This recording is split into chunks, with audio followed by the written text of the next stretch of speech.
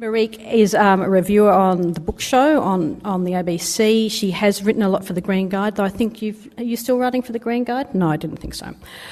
She was hosting Triple J Breakfast, and the reason we asked Marieke to talk to us today is because of her M book, Vigilante Virgins, which came out with The Age, or A2, produced that last year, and I wanted to know more about Marieke's experience of writing for it and what it left her thinking about the future of the book.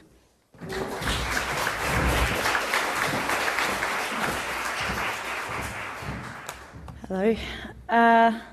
Well, I do keep being asked to go on all these panels about cyber reading and reading in the future, all because of that particular book that Sophie just mentioned, which was really a little experiment with The Age called an M book. It's a slightly misleading title, I think, for two reasons. One, because it was 7,000 words, so not really a book. Two, because my mother kept telling everyone that the M stood for Marieke, which it's caused no end of confusion for people, but in reality it stood for mobile book. This in itself is a slightly confusing term because I guess books by their nature tend to be quite flexible when it comes to being picked up and carried around. And in this case, the M in M book was directly referring to literature transmitted from writer to reader via mobile telephone. So my M book was a serialised short story released to the general public in little fist-sized chapters at 7 a.m. weekdays. And The Age also referred to it as a text tale, which was quite fitting as well. Now, my editor at the A2, Sally Heath, first became interested in the idea when researching SMS novels, which were a huge success in Japan. They're known, I'm going to give myself a Japanese pronunciation here, Keitai Shaosetsu. And there are hundreds of thousands of commuters regularly subscribe to these ongoing stories.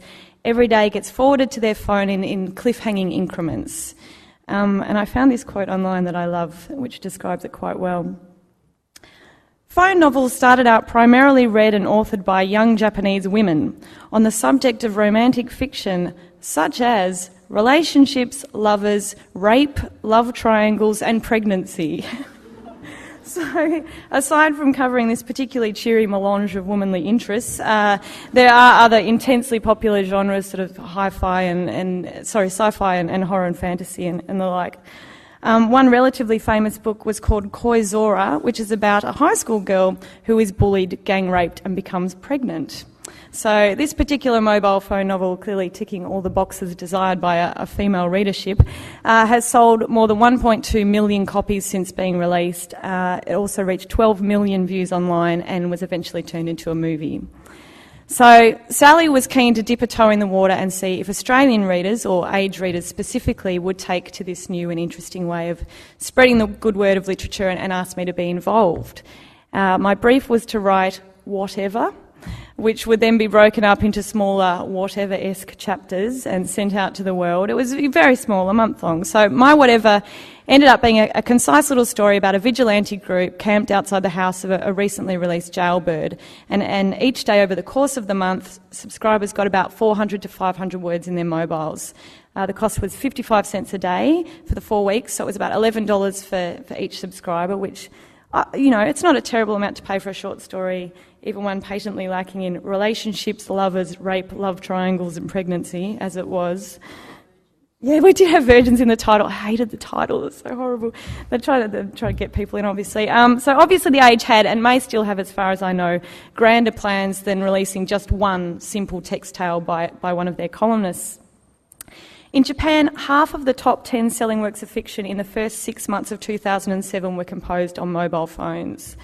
So mobile phone authors churn out novels one after the other over a matter of months. So the subscriptions alone are making small publishing houses an absolute fortune.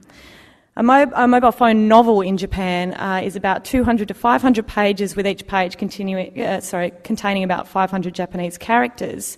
And you read them on the phone screen page by page like you would the internet. Now, this is wonderful but absurd. So in Japan, authors have the power to manipulate the emotions of their readers by spacing text. So a brooding, drawn-out scene may place characters and letters really far apart, while an angry, frantic scene just crams the words together in a sort of gasping crowd, which is amazing. And a breathy pitch that I also saw suggests adding visuals and vibrations to romance novels' steamy sex scenes to bring the genre an even wider audience. Which will, I guess, become scratch and sniff reading or a pop-up book or something. And so if you can put aside for a moment the disturbing thought of what exactly you're supposed to do with your vibrating phone during a sex story, it's slightly startling to imagine authors being forced to rely on these visual aids and gimmicks to push their prose across the line. I remember being at a screening of the Titanic years ago in a cinema, and partway through the film the sprinkler system broke and started showering water on everyone, and the audience just stayed put, thinking that it was part of the experience and they were being fully immersed in the movie. And I do worry that if those sort of tactics move into the world of novels, we are slightly doomed, and no one's going to be game to pick up a copy of Charlotte Roche's Wetlands or a Stephen King novel, I think. Was the Age's M book a successful experiment? I was told so, given that the editorial team apparently had no expectations, which I do like to use as a starting point for most writing projects. Look, there were flaws, certainly. Subscribers were directed to type a web address into their phones, which essentially meant they were able to copy the address and just read the story online. There were some complaints that at 400 to 500 words, the chapters were too short and ended very abruptly.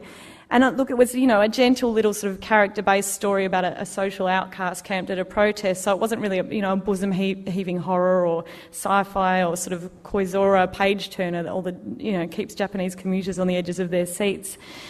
I suppose, as a reader and writer of a certain generation, I was inevitably going to be linked to new media, and becoming the author of this experimental SMS story somehow inextricably linked me to this new stage. So people assume that having been involved in one mobile phone story, I'm now some sort of advocate for literary downloads and Kindles.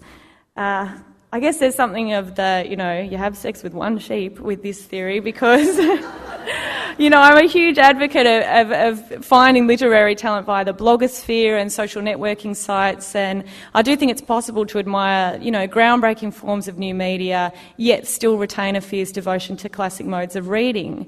And I'll quite happily extol the virtues of Twitter, whilst acknowledging that generally you have to swim through a river of shit to find one writer worth paying attention to. But at this stage of life, I don't want to read Robert Louis Stevenson on a mobile telephone.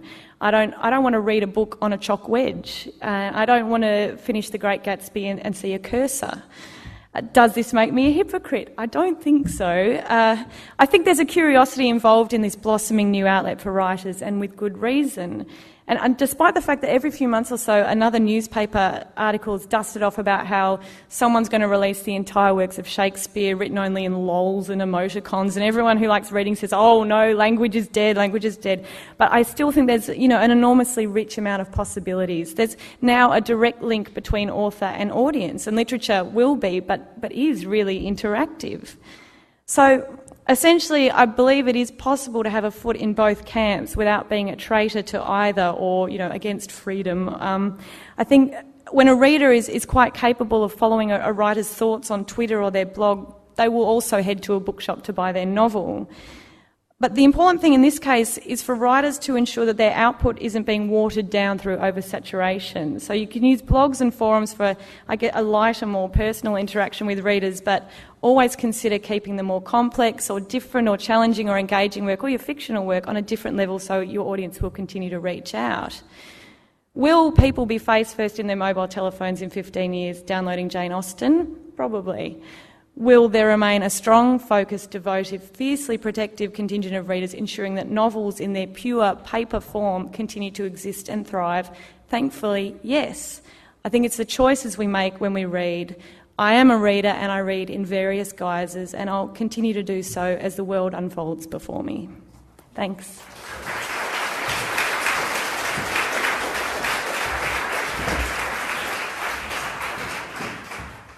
Thanks, Marieke, that was terrific.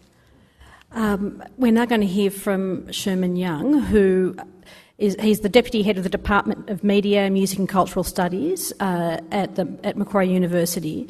But the reason we asked him to speak today is because he is the author of The Book is Dead, Long Live the Book. So we're now going to hear from Sherman Young.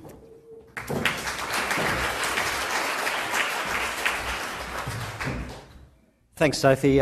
Before I begin, I'm not checking my Twitter feed. I'm trying not to be a hypocrite, and I'm not having any paper today, so it's all here, I hope. Okay, so what will reading look like in 15 years? Now, as Sophie says, I'm an academic, and we tend to spend our entire existence trying to decide what the question actually means. So as not to take up all of my few minutes tonight doing that, I'm just going to break it down to a couple of things. I think there's two parts to the question. Yeah, it's like an exam, isn't it? There's two parts to the question. The two parts of the question are, what technology of reading will we be using in 15 years? And will we, I think, importantly, still be reading long-form texts for information and entertainment in 15 years? And the short answer, so I can stop after I answer this question, but I won't. The short answer to those questions are, we'll be using some sort of screen, and yes. You've forgotten the question, haven't you? I think that people will be reading long-form texts for information and entertainment. I think that's part of what we do. It may be only a fairly recent thing, it may be only something that our particular century has as a cultural habit, but it is a cultural habit and we will keep doing it. But I think we're going to be doing it on a screen. And that is where I differ from some people who, like Marieke perhaps, still feels that we'll be doing that sort of reading on paper. And I think that we're moving to screens for a couple of reasons. Because people have a view of screens that is a little bit, well, we call it deterministic in sort of like the department where I'm in. We sort of feel that a technology shapes things, that it makes us do particular things, and that screens will make us do things with words that paper doesn't. Now, I'm not a determinist, so I don't think that's the case. And I think that screens, just like paper, are blank. We can use them for whatever we choose to. We don't have to do the sorts of things that are suggested for screens, the sorts of things that we've experienced with screens. Screens have the ability to be used in exactly the same way as paper.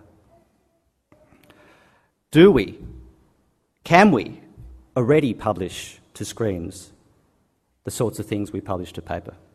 Of course we can. We do it every day. We read newspapers on screens. We write letters, we read letters on screens. We fill in forms on screens. We do all of those things on screens that we used to do with paper, and we do it quite happily and quite comfortably. Is it possible to publish different genres to screens? Is it possible to publish novels, long-form texts, as well as Twitter feeds, Facebooks? Of course it is. People do it now. People do it all the time. And more people are doing that reading of novels on screens. Because right now, happily, we're kind of at this really interesting point where the screen technologies are getting to the point where, you know what, it's good enough. It's as good as paper for most of the things that we do. The New York Times recently had a piece which debunked that common notion that screens cause eye strain. They cited a couple of ophthalmologists that said, well, actually, no, that's not the case. When people are reading, it's more about available light. It's more about font size. The actual medium of screen or paper doesn't actually make that much difference. There was a survey. MPD in the US did a survey last November. See, I'm academic, I've got stats. And they surveyed 1,000, yes, there are 1,000 people who have ebook readers. They surveyed 1,000 of us, and 93% of us professed to be satisfied, or very satisfied, with their e-reading devices. Only 2% said that they were dissatisfied. Now, notwithstanding the fact that, e-readers are fairly expensive, and so there's probably a sense that people are justifying their purchase by saying, oh yeah, this is really good. I mean, it's still, 93% is a pretty good figure. It's, better than Peter Garrett in his heyday. So the screen, I think, is coming. And within 15 years, it's going to be ubiquitous. As Margaret suggests, we're all going to be reading from screens at some point in the very near future. Which brings us to the other part of the question. Will we still be reading long-form texts? Is that the sort of stuff that we'll be doing? Or will screens be forcing us to do something else? Will the long-form text, the book as we know it, die because we've replaced paper with a screen? And Margaret suggested some of the things that are possible. But I'd like to emphasise that they're possibilities, and they're just one of the possibilities that screens can enable, and many others are possible. Having said that, it is a meme that does feed that particular technological determinist sort of strain. It's like Kevin Kelly suggests that we will no longer have reading literacies, we will have screen literacies, which is all about manipulating images and editing movies, and that's fair enough. And I got into a very interesting, heated, I suppose, conversation with a policy wonk at a conference who suggested that maybe, reading's a really hard thing to learn, and therefore if we just gave kids moving images and multimedia, then they wouldn't have to learn to read and we could teach them without them having to learn to read. And I thought, well, I think that's bollocks. Because there's something, I think, that's really important and really humanising about reading, and particularly reading long, immersive texts. Don't get me wrong, though. I'm not the total troglodyte on the panel. I am a gamer from way back. I used to be a multimedia producer. I totally embrace the possibilities that digital technologies, that new media technologies, that screen technologies allow. I just don't think they're exclusive. I think there is room for words on a screen as much as there's room for images. There's room for sentences and phrases and terrific stories to be told with those words, just as there is room for interactivity, for intercreativity, for bi-directional communication. There is also still room for that author-reader relationship. And as interesting as the proposition that some make, that our screens will cause us to do other things other than read, is the proposition that it'll cause us to have attention spans of less than 140 characters. And I don't buy that either.